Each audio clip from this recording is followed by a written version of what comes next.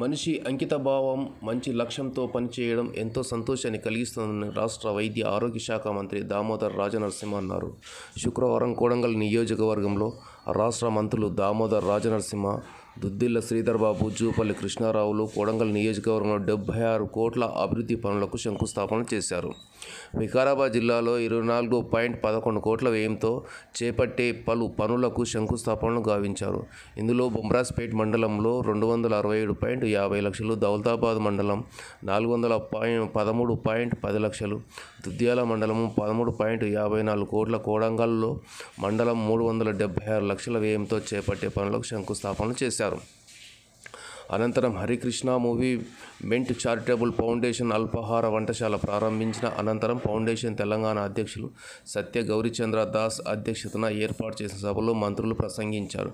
ఈ సందర్భంగా ఉమ్మడి మహబూబ్నగర్ జిల్లా ఇన్ఛార్జి మంత్రి, వైద్య ఆరోగ్య శాఖ మంత్రి దామోదర్ రాజనరసింహ మాట్లాడుతూ